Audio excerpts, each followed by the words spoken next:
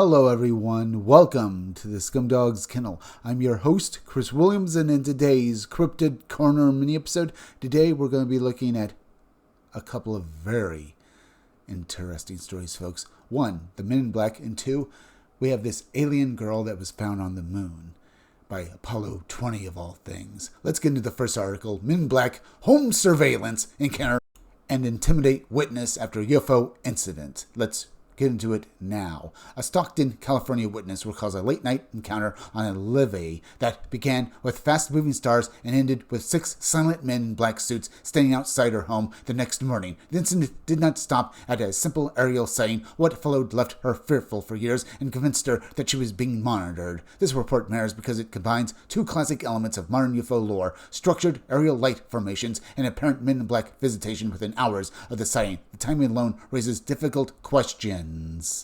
One night, my 2 friends and I were out late on the levee in Stockton, California. It was quiet and dark, and we were just talking and looking up at the sky. This is when I noticed a bright star moving very fast. At first, I thought it was just a satellite, but it was orbiting across the sky at a speed that did not make sense. We kept watching it. Suddenly, it stopped in midair. That is when 5 more stars appeared. They were not scattered randomly. They seemed to light up together. That is when we realized they were not stars at all. They were lights, and they looked like they were attached to something. It was like a structured object, but we could not see the body clearly, just the lights. We started panicking. My heart was pounding. I remember feeling like something was very wrong. Then the object changed. It shifted into what looked like a white cloud. It was not drifting like a normal cloud. It was controlled. Then the color changed to pink. Then it turned a deep blood red. After that, it simply vanished into thin air. We literally ran off that levee. I went straight to my best friend's place and told her everything I remember, thinking it would just be one of those crazy memories, something strange that happened once, and that was it. Eventually, I went home and tried to sleep. Early the next morning, the doorbell rang, and it was very early. I was annoyed and half asleep when I went to check.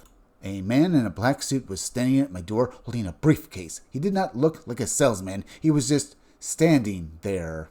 I decided to wait him out. I thought he would leave. He did not. He stood there for about 5 minutes, just staring into my house like a mannequin. No expression, no movement. I went to look out another window to see if he had a car. That is when I saw 5 more men outside my house. They were spread out, all in black suits, all staring at my house the same way, blank cold. My heart skipped. I was terrified.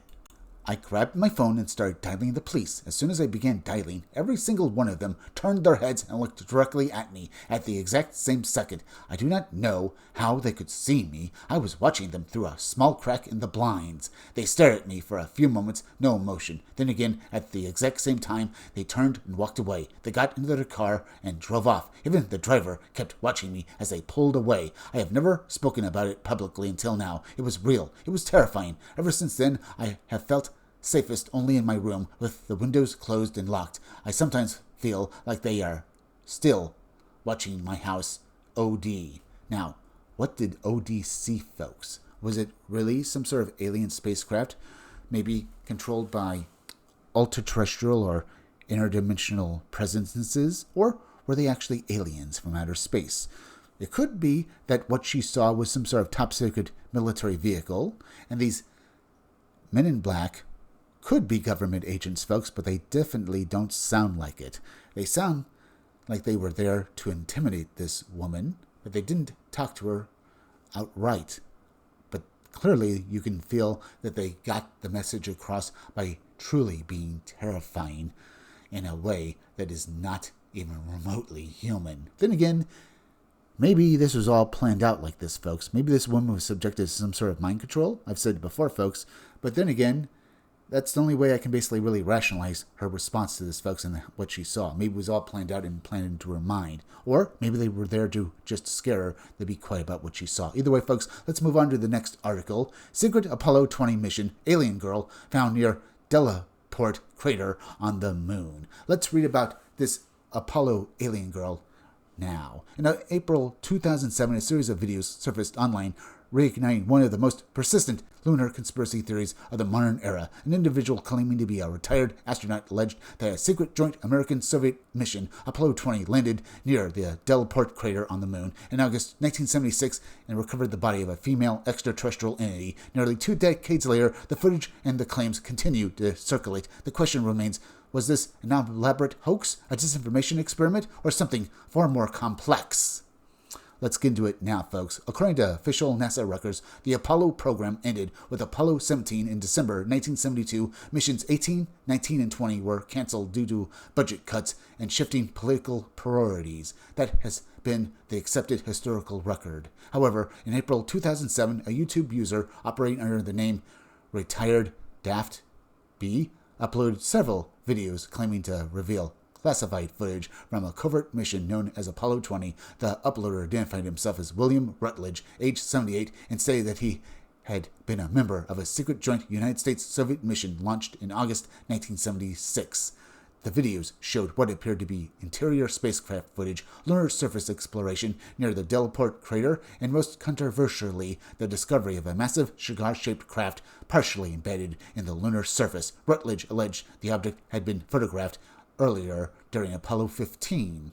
Inside the alleged structure, the astronauts reportedly found two humanoid bodies. One was described as a female being with elongated features, 6 fingers, hair, no visible nostrils, and what Rutledge called a state of suspended animation. The entity, later nicknamed Mona Lisa by internet users, was shown in footage laying on a slab within what appeared to be a chamber inside the craft.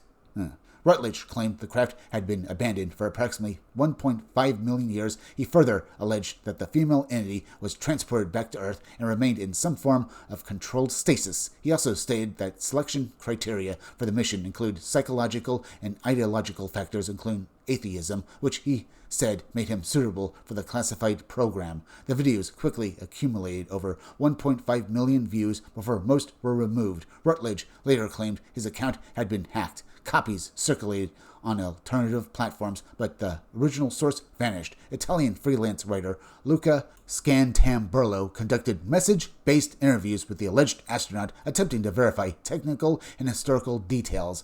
Rutledge's response was and were described as rambling and at times inconsistent, though he demonstrated partial knowledge of NASA procedures and Apollo-era technology. So, Rutledge does seem to basically know something, folks. But is it possible that, well, this was all a hoax? Because people have said that the video itself of this alien girl was basically just, well, a mannequin and looked like special effects that could basically be done at the time. I've seen the video itself, folks, and the girl does look like she's made of, well, rubber, or maybe someone basically covered in makeup, perhaps. It could be the case here, folks. We don't know for sure. Either way, it's definitely feasible here. Now, do we believe that Rutledge actually worked basically at NASA? He does know what he seems to basically be talking about, at least to some degree, folks. Maybe there were, well, further missions in the Apollo series and they came across something up on the moon.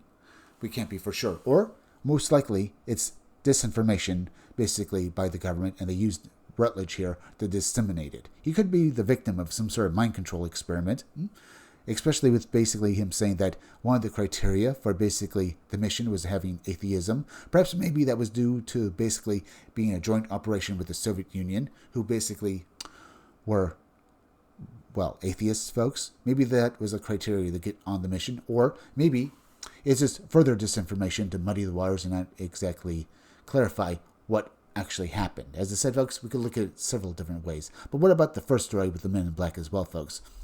You see just as many startling and inconsistent details in, well, her story, folks. Basically, it doesn't really make sense, especially with, well, these Men in Black, if they are government agents, how they could know exactly where she is. Perhaps they were using some sort of advanced surveillance technology, or maybe she was part of some sort of, well, operation, the witness herself, folks, her and her friends, to make her believe that she saw a UFO, or maybe they were just there to intimidate her. Either way, both stories are insane, but very informative. But we're now at the end, folks, so please go subscribe to my YouTube channel, Read Comics That Are Bad For You. You can use the YouTube link down below in the descriptions of the chat to go subscribe to me. Now, please hit that like button for me. Make sure you're still subscribed. Leave some comments down below. Hit that bell for notifications. Make sure to hit the part of the bell that'll give you all future notifications, and please share this video out. I'm Chris Williams from the Scumdogs Kennel. Thank you all for joining me. I'll be back again tomorrow with another great video, so be sure to come back again then. Till next time, folks, I'll see you all again soon.